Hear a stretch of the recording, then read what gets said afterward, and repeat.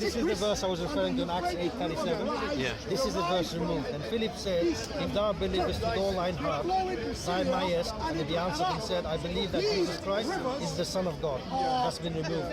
It's not. It's an addition to that verse. Some Bibles have. Well, you say it's not in the early manuscripts. This is not. They call it the Ethiopian eunuch. It's the Ethiopian eunuch being baptized. Philip preaches to him. Yes, and said, but this is a crucial verse. It says Jesus Christ is the Son of God. It says. Now look at the Niles. You have two Niles that meet in the Jesus Christ is the Son of God, yeah. And that's been found to be an interpretation. Okay. I didn't know.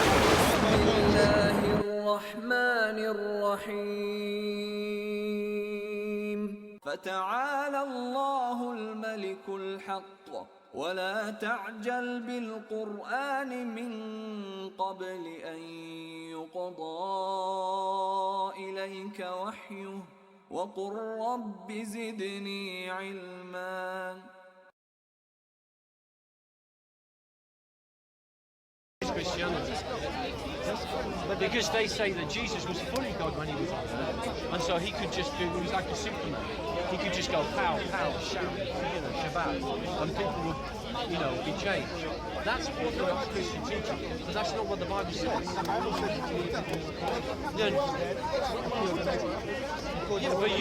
But you yourself argue that in Acts it says it was miracles that God did by him. They know the scripture better than I do. They can quote it by chapter and verse. But this is what the Quran is. Yeah. We confirm the same miracle. But you see the Christians don't see that. They think that Jesus was some kind of Superman. No, I'm talking about present day Trinitarians. I'm not talking about historical Christians, because I believe historically Christians believe what I believe. But that teaching was, I know, well, probably you won't, but this is what I believe, yeah. And it was annihilated by the Crusades, because that's what the Crusades were actually about. They're about annihilating the original belief. Yeah, the different from Trinity. Yeah, it was annihilating anyone who didn't accept Orthodox Trinitarian teaching. But what you just said, it's not really. No, I know you've always got to catch me out, Elias. Not catching out, I need to understand.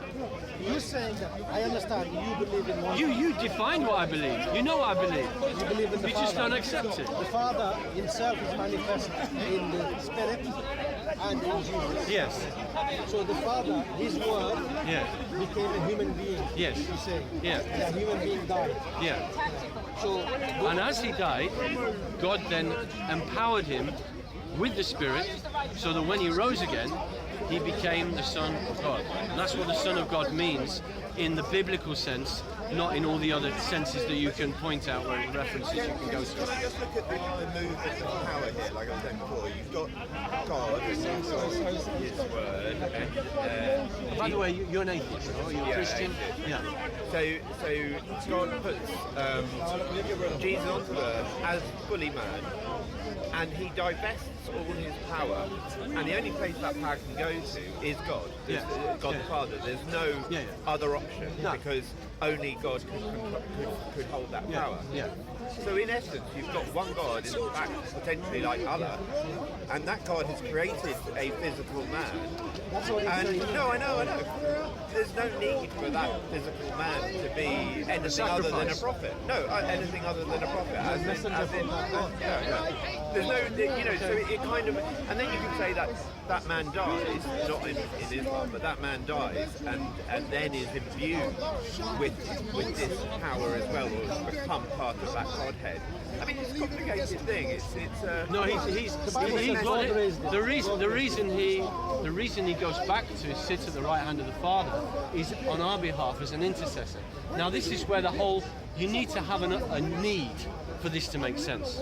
Now, if you're a Muslim getting on with your life, doing all the stuff that you do, you see no need, because you're sorted. So if you're an atheist getting on with your life and you're doing everything you do and you're happy, there's no need.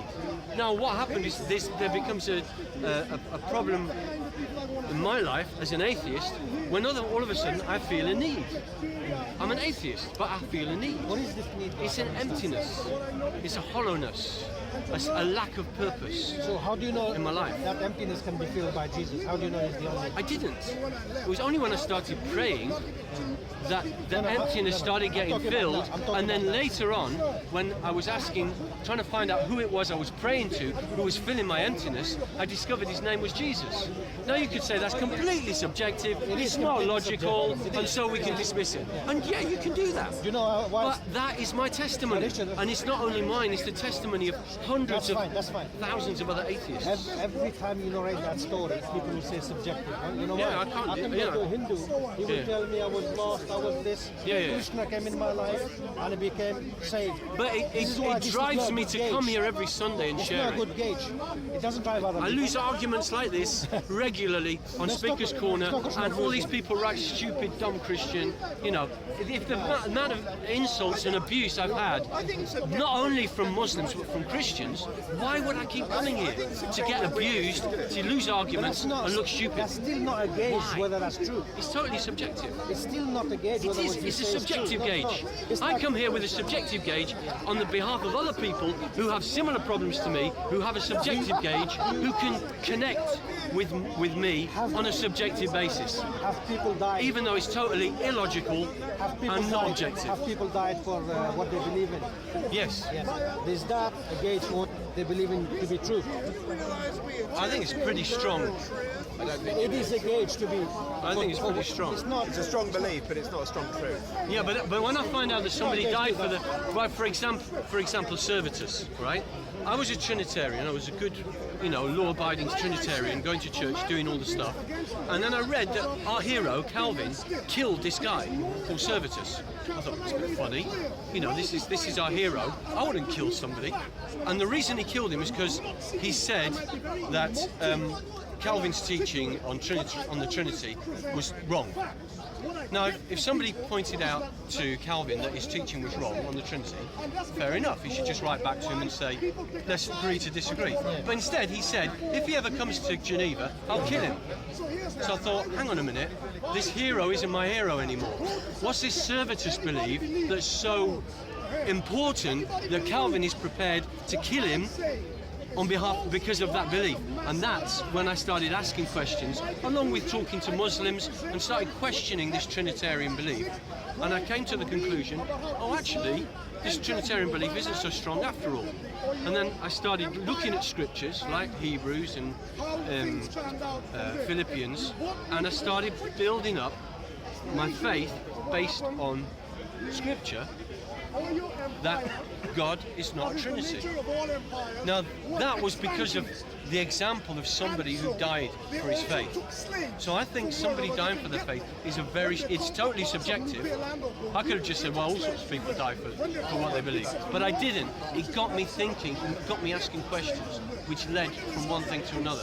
So I do believe that me coming here and banging on about this week after week, and being shown on YouTube videos this daft Christian, sooner or later somebody, I think, is going to say, what is the motive behind this guy? What he's saying, and they're going to look into it for themselves. And I'm hoping they're going to come to the same conclusions that I've You're come to. vocalising a potential angle. Part of the reason we're talking is putting stress on that belief or that set of beliefs and seeing how it works ideologically or to change faith or otherwise. And that's useful to know. But I suppose ultimately though, if anyone fundamentally comes back, I do believe subjective experiences are important. But if in an intellectual argument about it, if it always comes down to that subjective experience, it's very hard for anyone else to be moved by it because they don't have that subjective experience. Or accept it as the truth. But they can start asking questions about their own beliefs, which can take everyone's them doing on a different direction in their journey. Everyone's doing. Because it's all about, I'm hoping one day you'll take a different direction. I was an atheist like you, fully signed up member. I love Charles Darwin. I had his book. Charles Darwin is not just for atheists. Yeah. So I was into all that stuff. Yeah, I love David Attenborough, all that stuff. And I began to look, I started to ask questions. Who am I inside? Am I just a body? Or is there something more to me than just a physical body that evolved from an ape? I understand. And when I started asking those questions, I started taking Have you my asked the most important question? Yeah, Have I was you going to asked say, it? The most important, what if I'm wrong? Yeah, no, I did ask that, yes. And I was wrong. And I was wrong. I found out that I was wrong. When I was an atheist, I was wrong. When I was a Trinitarian, I was wrong. Because you went through the Bible yourself. Yeah. Are you a Bible scholar? No, I'm not. Do you know which language? Or have you read the Bible in its original language? No, but I have got sources that go back to the Greek, so I can find out what the Greek words mean, even though I don't read Greek myself. The Bible that you use, how reliable is it? I've got various. I've got, as well as the Tyndale Bible, as you know, I keep banging on King about. James here. No, I don't use that. There's a called the Concordant. Concordance Bible. Right? Yeah, the Concordant Bible. Concordance Bible, yeah. No, not just the Concordance Bible, because that's by Young's. There's another Bible, not the Concordance Bible. I've got it at home, and it's got the new something Concordant Bible. Yeah, and that is literal concordance. Now the literal concordance goes and gives the literal Greek words. And then of course you've got the Nestle Aland. Which manuscript do they use? The same manuscripts? No, the Nestle Aland will not reject the Sinaiticus and the... That's what I'm saying, the same manuscript, the same codex is used. It uses the same codex. Yeah, it uses all those passages, and it goes and it gives you not only the majority Greek word, it gives you alternatives. That's fair enough. But it's the same Bible used by Catholics, Protestants, and Lutherans. No, it's not. Because the same codex. Because they say they use it, but they've edited it. Everything's edited. Yeah. So they've edited it quite significantly. See, in your Bible, do you have the book of Acts? Yes. Do you have Acts chapter 8, verse 37? What does it say in your book? Well, I don't know. You're going to tell me what it says. I don't know what it says. That's been removed from the Bible as an addition. Elias, sorry. Tell me, what does it say in 8:30? If I remember correctly, it says,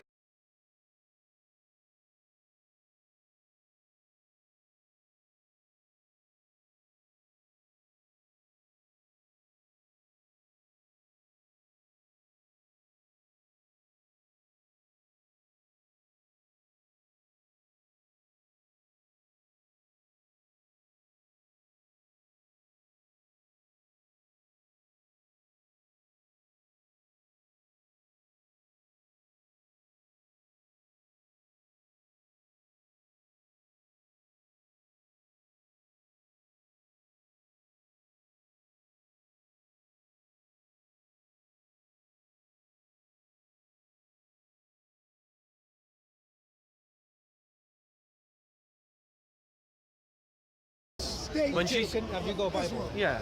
I think the difficulty is that, well, getting into the detail of particular issues when the concept is how do Claiming he's got the truth. well, but I mean, Demoniac. This the demoniac. When he comes down from the mountain after the transfiguration, there's a boy who has a demon who throws himself into the fire, and the apostles are not able to drive the demon out. So Jesus says to them, "This sort is not able to be cast out except with fasting." Now that's one of the modern. That's in the King James. And it's in the Tyndale. It's been removed from modern Bibles. So you see, modern Bibles play fast and loose with Scripture as well. They will remove John 5 verse 7. What's the reason they gave? Well, they don't give reasons. It's They have because. given reason. All right. Just remove willy-nilly. All right. Okay. I don't know the reason. You'll tell me. Earliest and most reliable manuscripts don't have it. Well, it depends what earliest. What the Codex Sinaiticus and don't have that verse. They are saying that the earliest manuscript we have. What's the earliest manuscript you have? Well, you've got the Old Testament and the New Testament. No, I'm talking about New Testament because you follow Jesus. The oldest, my understanding is the British Museum, the Codex Sinaiticus, includes the Old and New Testament, and it's the oldest Greek version in about 300 something. I thought it was earlier than that, slightly earlier.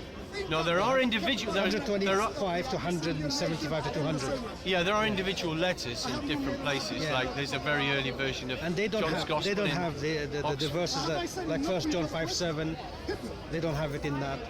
Just remind me what. Oh yeah, 5:7. Yeah, I know that. Yeah. For there are three in heaven that bear Yeah. the record. That it's Yeah, but not I in mean it. that's okay. Now that's a game changer.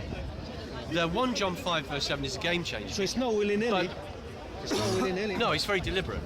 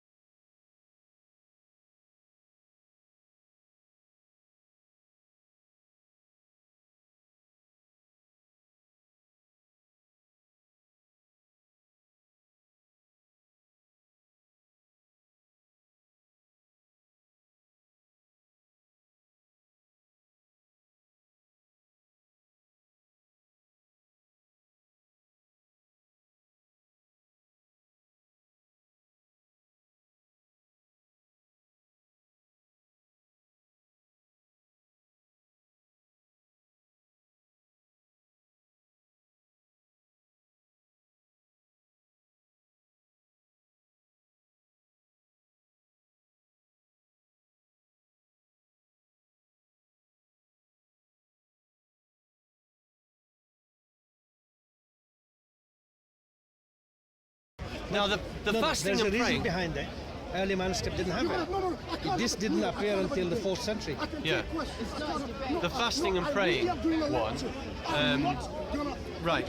So I didn't know about that one. You've told me about that one. But even if they did remove it, as you say they did, it doesn't reflect on the Godhead. It's not anything to do with Jesus and his divinity or his humanity. It's just to do with practice. And we're told in other passages by Jesus himself that Christians are expected to fast. So even if that has been removed, Christians are expected to fast because Jesus himself tells us to in the Sermon on the Mount. No, sorry. This is what I said. I wasn't sure of the actual verse, but Is it a stone? As I was saying, no. The stoning is history, so we cannot John go back chapter into history 8, now. verse We talked about the It's not 3. from 53, chapter 7, John. 53, chapter 8, verse 11.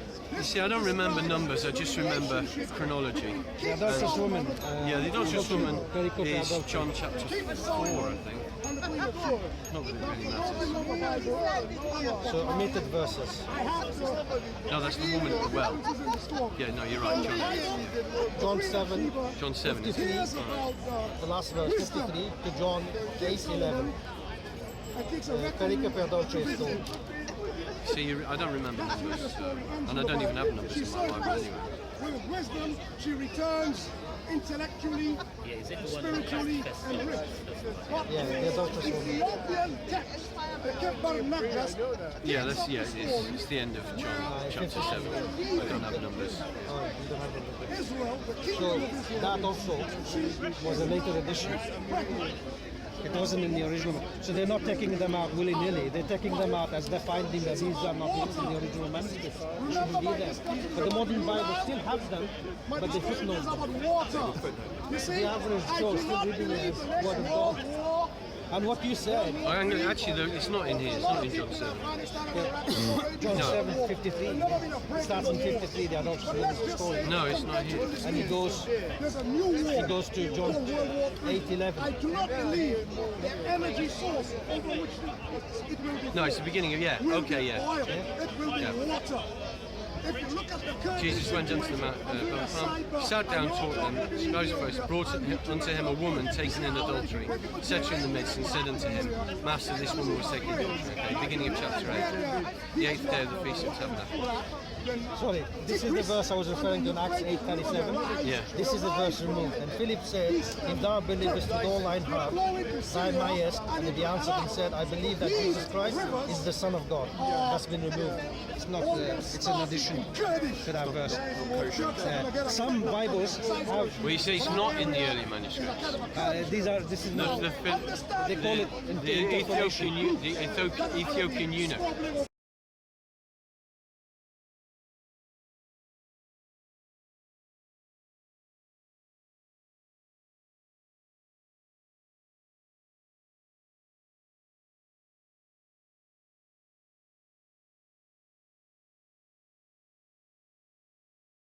this Ethiopian eunuch being baptized.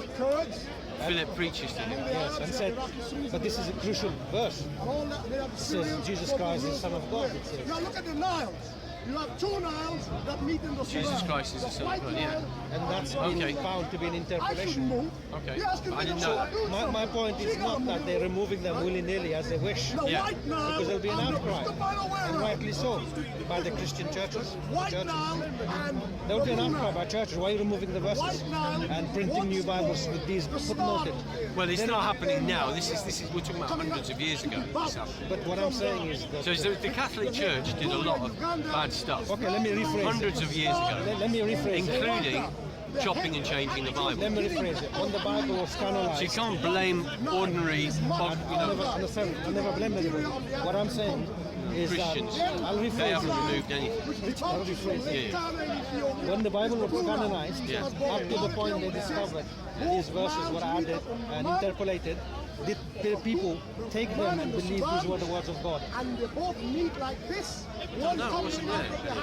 They must have. I don't need to be there. Yeah, obviously, yeah. So they thought these verses were words of God, and they recited them as words of God. Basically, Yeah, that's why. Misleading, deliberately misleading, and now But that's the work of people within the church. Yeah, that is not God, and that's not Jesus, and it's not even ordinary Christians. I agree with you. Yeah, ordinary Christians have been messed about with, and they've been misled, and they've been deceived. And even Jesus himself described his followers as sheep scattered on the hillside. So he understands that there's a lot of confusion. And at the end of the Bible, he says himself, if anyone adds to this book, I will add to them the curses in the book. And if anyone removes from the book, I will remove his name out of the book of life. So Jesus is anticipating that this stuff is going to go on. But even in spite of all that the devil can do and his workers on earth that doing his doings, his bidding, God is still bringing his people out and bringing them to heaven, right? Through their experiences. And I will put it to you, through subjective experiences, not through finding the absolute perfect truth. You know, I think on the day of judgment, we're not told that people will be judged according to their understanding of truth. We're told that everyone is judged according to their deeds. That's in your teaching in the Quran, and it's also in Revelation. It's the words of Jesus. In chapter 22, he says, I will judge everyone according to their deeds. And now that is the key thing, is how we live and our conduct. It doesn't matter what you believe. Well, I'm not saying that. I mean, let me read what. Like I said, because unfortunately we do have millions and millions and millions of typical of the time, and it's still typical today in Egypt. Protestants who do not follow when they bend themselves. Relations to God, they have to read in the books, they follow it. It's not everyone. And they follow the priest. They follow the vicar. Yeah, but unfortunately, that's what happening today. The majority, maybe you guys, maybe you're honest, you find this, but how many people are like you? They're just carried along. That's why people need to study for themselves. Egypt, meaning the Delta, was created from the mud about these. Who killed the least number of people directly responsible for the death of the least number of people because of their religion between Hitler, Muhammad, Jesus? Jesus, you're saying Jesus killed them? No, I'm saying who killed the least number? Oh, Jesus. Well, you say Jesus, what would you say? Right. Now, the question has to be Say Jesus and Muhammad. No, because he says, no, it's a question to you. He says this, I'll come to that. I don't have the exact figure. The Nasser Dam in Egypt itself, which Hitler, they did 6 million. displaced so many But new 50 million died, didn't they? No, I'm talking about directly responsible. I mean, he's not looking at the numbers. No, He's looking at The reason I huge said number of we need to people. flip the question. If they say Jesus was divine, then divine decreed in the Old Testament to wipe out the I know, Amalekites. that's my point. That's my point. Not only that, is that actually you would say Jesus killed the least. I wouldn't want to blame him. No. You would have to say, shall I say, Muslims would have to say that Jesus was directly responsible for less people because he didn't kill anyone as a man. Yes. Right? So that's the answer. But for you would have to say Muhammad because actually Jesus wiped out everyone in the flood, the Amalekites, actually killed everyone on Judgment Day. So in fact, But they're not as a man. it doesn't matter. Jesus we're talking about. So in fact, you know, so those are the opposite answers in a way. Isn't it? Your water supply is compromised. They believe No, that the Lord is Yeah, I mean, the key. I know, I understand where you're coming from because you have a materialistic view of life. Sorry, I'm not being offensive. Right. You're not being offensive. Yeah, but as an atheist, I had a materialistic view of life. Yeah, all I knew is what I saw is what I believed. Yeah, and I didn't believe there was spiritual. like this. Yeah, I didn't. I'm not saying you don't. No. But you see, what we're dealing with here is eternity.